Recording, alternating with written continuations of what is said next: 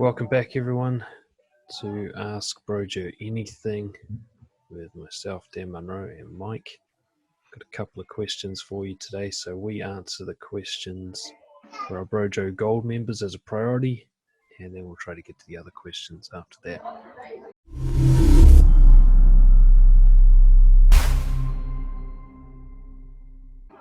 So let's dive straight into it. Try to be as concise as possible. We have first a question here. So it's a bit of a long one. I'll read the whole thing because I think it's important, and then I'll hand it over to Mike for a first crack at it. Our member, he says, I always get tired around midnight or so and usually wrap up whatever I'm doing and go to bed pretty regularly between 11:30 p.m. 1 a.m. each day. The person writing this, the person making plans for the next day, etc., is not the person making decisions in the morning. Every single day I get up 5 to 10 minutes before I have to be out the door. The weekends, when I have nowhere to go, I sleep until I'm too guilty to sleep any longer. I wake up to alarms. I walk across rooms to turn them off. I reset them and go back to sleep. Even when I do really good and get up and go to the gym at 6 a.m., I'll get back and sleep until 10 minutes before I have to leave for work. Maybe I lack purpose. Maybe I'm depressed. Maybe a combo. Maybe something else. What to do? Okay. So generally speaking, we've got somebody who's trying their best to get out into the world and do what they're supposed to do, but they keep finding themselves being dragged back under the covers by some force of will. Very common one, I think. Mike, do you want to have first crack at this?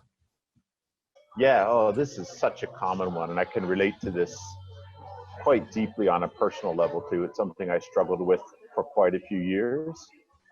I think it's a mixture of different important topics here. One is understanding that, yes, you could probably qualify this as a kind of depression, but the depression isn't pre-existing. The depression isn't causing you to stay in bed. It's more that the staying in bed is creating the depression. There's a very weird thing. It took me a long time to discover was that if I didn't have any sense of discipline or any sense of routine or any sense of structure to my day, my brain would take the easiest path possible. And it would always find a convincing excuse why staying under the covers a little bit longer was the best choice for that moment when I've got low energy and nothing critical happening. But that was very self-perpetuating. And that created a lifestyle of not getting much done at all. It wasn't until I decided to start developing a morning routine, something you've spent a lot of time on, Dan, and creating something that really, really helped me take small steps forward towards what I wanted in life, that I really started to see change. And I was very surprised to see how much change I saw emotionally in my day. Waking up in the morning is now a very different experience psychologically. Inside my head, it's like, yeah, I got a big, tough thing first thing today.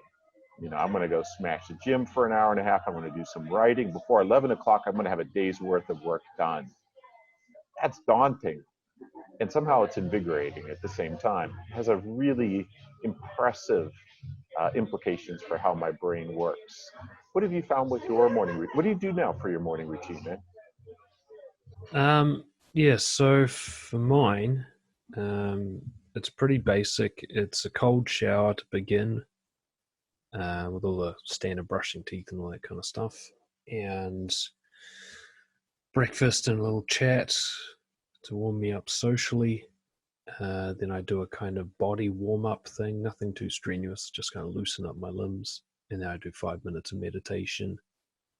And then essentially I have a priority list at the start of the day of things that need to be done first to prepare me for the day. And I guess that's kind of part of the morning routine. But by that stage, I'm kind of working now. And that works really well for me. And there's always a reluctance to do it as I get up. There's always that feeling like wanting to stay under the covers a little bit longer. I've learned to understand that that feeling's just a feeling. It's not a command. It's not an instruction I have to follow. It's not some force of nature that's beyond my strength. It's just more like it's like someone tugging on your shirt as you're trying to walk away. If you keep walking, you'll find that they let go. But if you go, oh, I'm stuck, and you go back. And I think that's what's happening is the guy who wrote this in is feeling that tug and responding to it like a command, thinking I'm powerless over this. And it's because he thinks that it has power over him. If he can accept that, he will always feel, every morning, he'll feel that little tug. Some days when he's depressed, he'll feel it like a pull around the neck. And other days it feels just like a little suggestion. Either way, if he never forgets that he's always stronger than that he can always walk his feet out the door, as he's proven to himself a million times over. Look, wanting to stay under the covers is a classic depression symptom. And even people who are full of purpose and have a mission in life still want to stay under the covers. In fact, sometimes the mission is so overwhelming that they feel the need to. I feel compelled to get out of bed because of my mission, definitely. Like, there's work that's got to be done. If you have a job that sucks, it's very hard to justify the need to go do it. If you have a job where people rely on you and it's important and you're doing your part in the world, it becomes too guilty to stay in bed. And that helps. But I think the main point that Mike made that I absolutely agree with is depression is self-perpetuating. The symptoms cause further depression. The further depression causes further symptoms.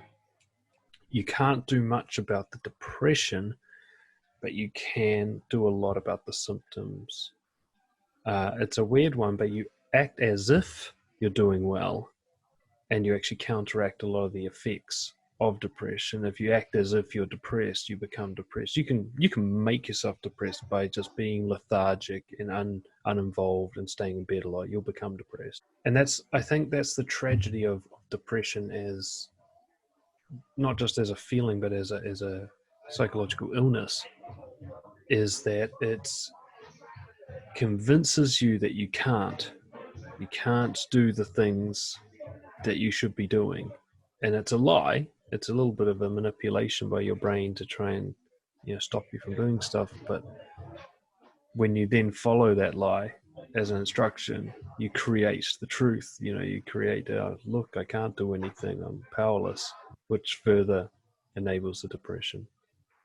Yeah, I fully agree with that. There's a very important thing I think to understand about how our brains work, which is that all the time we're making decisions about what we want to do and how to approach certain things, and that decision, that discussion, is a negotiation between two different parts of your brain. You got your rational part, you got your emotional part, and they're vying it out all the time.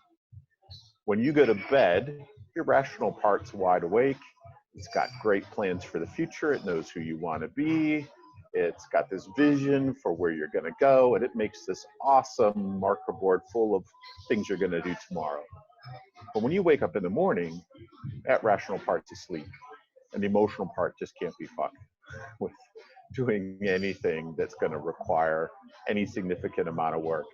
So if that's the only part you're listening to, you're never going to want to get out of bed. What you really have to do is just get up and start doing those things that your rational mind already planned out last night. Have that marker board right in front of you. Just get up and start doing item one. Now, this was really hard for me to do. It was a new way of thinking. It was like, I don't want to do it, but part of me knows that I want to do it. I know I'm going to regret it if I don't do it. I'll regret it later, but I will regret it. And one of the things that really helped me was structuring my morning routine. Now, Dan and you and I have talked about this a lot, especially with the Superman guys who are they're doing full life transformation things that require discipline and structure and motivation and all these elements. One of the things that really helped for me was to structure my morning routine so that the very first thing wasn't that hard. For me, it was get up, put on my shoes, go get a coffee at this one cafe. I can do that. That sounds actually kind of nice. But once I'm there, I'm putting together my workout plan. And then I go into the gym next door and smash it for an hour and a half. And then I do some writing. And then I make my way back home around 11 a.m. And my morning routine becomes manageable because I structure it very, very carefully. to never push me over the edge in terms of what I can handle. If I was only going to the gym, I'd find that really hard to motivate myself to that level of abuse first thing straight away in the morning. But starting with the coffee, starting with some emails, chat with some friends, work my way through, that structure can help a lot. At the end of the negotiation between your rational mind and your emotional mind, if you overload your emotional mind, it's going to fight back hard. So simply be smart about it. You can plan that out in a way that'll work really well for you. Yeah, I think that basically says it all. It's kind of it's a mechanical override that's needed. You got to understand, like, put it this way: no matter how depressed you are, almost no matter how depressed you are, if someone came into your house and started wrecking things, you'd get out of bed to see what's going on. So you always can. The idea that you can't is a trick. You made a good point, because one of the things he says is he'll go all the way and go to the gym, come back, and then go back into bed. I thought that's quite extreme. What it tells me is that whatever part of his mind that needs to be woken up that doesn't want to stay in bed is still asleep despite going to the gym. So it may be that he's missing a core element from his morning routine along the lines of either socializing, so waking up the social part of his brain, or something mental and cognitive, waking up the academic part of his brain. There's these great apps I've heard of. They're alarms, but you have to solve like problems to turn them off, mathematical problems or riddles. And it's a great way. It's very hard to go back to bed when your mind is properly awake mentally. It's very easy to go back to bed when you're actually physically exhausted, but your mind's still in fairyland. But the key here is it's this thing like, I don't think there's any super magic pill technical trick here. Is you basically just have to understand that nobody really desperately wants to get up in the morning, and you might just have a stronger case of that, and you just kind of have to force yourself to. And sort of like Mike, I guess both of us have said, your morning routine has to have a range of things that each one by itself is not a big ask. It's like you're holding your hand and gently leading yourself into the start of the day. Like, just go to the thing. Like mine's really broken down. Like, first I'll just go to the toilet, then I'll brush the teeth to get the yuck taste out of my mouth. Then I'll step into the cold shower. Then I'll turn on the shower, but it's still not touching me yet. Then I'll just put one leg in, then the other leg. It's this real step-by-step. And when I'm doing it, it really feels like that. I have to hold my hand through each step, and there's just reluctance the whole way. But after that cold shower, I'm kind of like, okay, bed doesn't seem so appealing anymore. And now I'm hungry, and I'll go start with breakfast, and then Lucy and I will talk about some stuff, and I'm just starting to wake up, and I've got this little app on my phone it's called Elevate, and it's just full of like maths problems and like writing problems, reading, diction. I'll just play a few games on that, and suddenly my brain's awake academically.